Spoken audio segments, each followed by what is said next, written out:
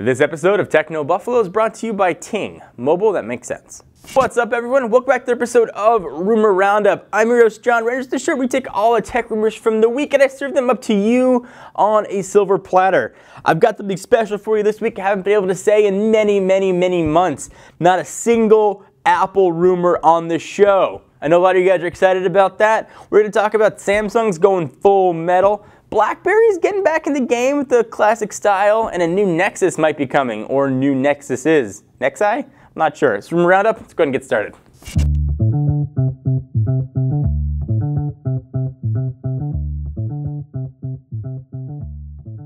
Let's begin with Samsung. So Samsung finally started using metal in smartphone design this year, and the results, as far as we can tell, have been pretty awesome. So first, if you remember, there was a mid-range Galaxy Alpha with its kind of cool looking sleek metal edges, followed last week by the pretty baller high-end Galaxy Note 4 and just the crazy futuristic Galaxy Note Edge.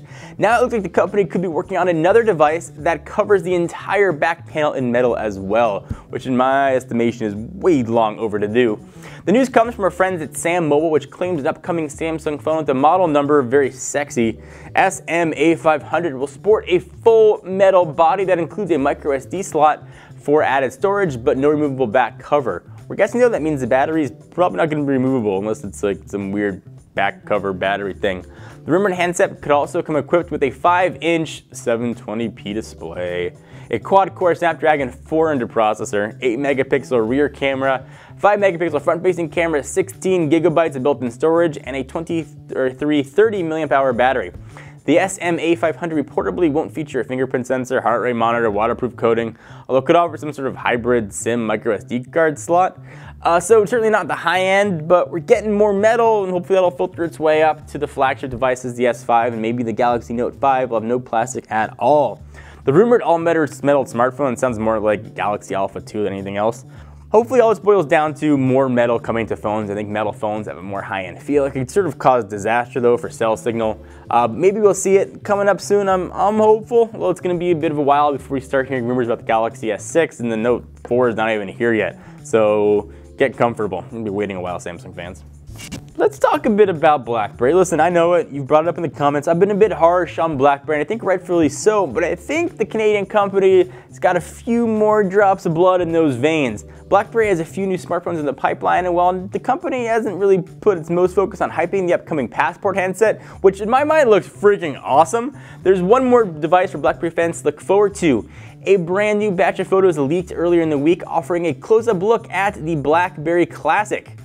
So despite early rumors suggesting it might not launch until early next year, it looks like we might get it even sooner. The Blackberry Classic is expected to target really the Blackberry faithful, the longtime customers who want a familiar experience. As you can see, you see a rectangular display that's somewhat bigger than the 2.8-inch Porsche design P9981, which is a silly name. It also offers a simple design with round edges and that baller full QWERTY keyboard that I still have a soft spot in my heart for. One set of linked Blackberry docks called the Classic powerful yet uncomplicated. That same leak suggested the Blackberry Classic might not launch 2015, although I'm hoping it's going to be sooner rather than later because the device looks super finished. So Blackberry, if you don't remember, is gearing up for a pretty big event later this month, so it's possible the Classic could make an appearance there, although I'm just expecting the Passport to finally get most of the spotlight and finally give us a release date. I want that weird square phone in my hands. My thumbs need something to type on. If you haven't given Blackberry a shot, you might want to consider it. Blackberry 10.3 brings a lot of new features to the table, including built-in access to Amazon's App Store, and now way easier to sideload really any Android app at all, and of course, access to Blackberry's own app catalog. So you get sort of a lot of apps on the device. It's pretty elegant to use. I think their peak system is awesome. Blackberry email is still among the best going. BBM is still a really awesome third-party messenger to use, I guess, if you're using it on a Blackberry. It's first party. But you can now talk to anybody else that has BBM. So that's the third-party side of it.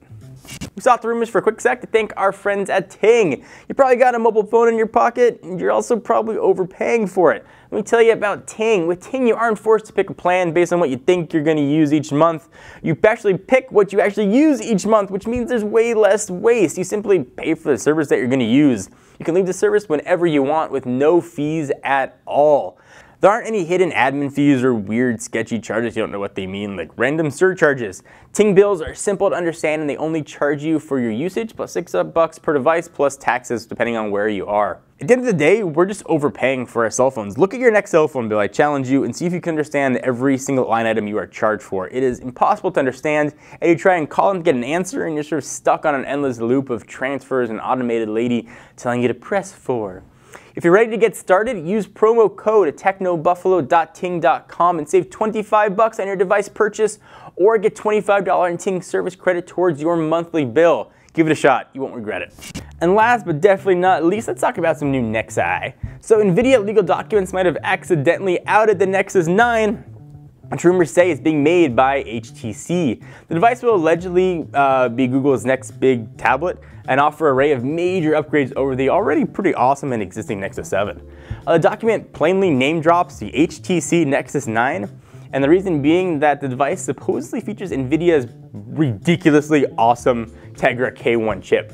The documents were unveiled because of a legal quarrel with Qualcomm and Samsung over GPU technology patents, so that's really not here or there. We just want information on the freaking Nexus 9, which will supposedly sport an 8.9-inch display, 2 gigs of RAM, 16 to 32 gigs of storage, 8-megapixel camera on the back with optical image stabilization on all devices. Doesn't matter what screen size, just saying. And an aluminum zero-gap construction with tapered sides. A document says the device will be out in the third quarter of this year, so we're not that far away. It's already September. October seems like the perfect month for Google to finally release Android L, which will no doubt coincide with any new releases of Nexus devices. So I'm thinking that's a good time for it. Previous rumors claimed the device wouldn't be out until Q4 this year, so take all this information with the obligatory grain of salt. What's clear here, though, is that NVIDIA's Tegra K1 chip will indeed power the device, which is worth waiting for. That thing is freaking sweet. And that, along with the specs listed, might lead to the next device that's a little more expensive than users are used to, so keep an eye on that as well. Let you know what happens. Of course, we'll be there at any event, and if anything else new leaks out, we'll have it on the site, technobuffalo.com, which you should check out. Thank you guys for watching this episode of Roundup. I hope you enjoyed. Until next time, I'm John Rettinger. Talk to you guys next video. Bye-bye. Thank you for watching. I hope you enjoyed. We love making tech videos here, and if you like watching them, be sure to hit the giant subscribe button so you know exactly what's happening in the world of technology. And if you like gaming and you want to see us play some games, albeit sometimes kind of badly, check out our new Twitch channel at twitch.tv/technobuffalo.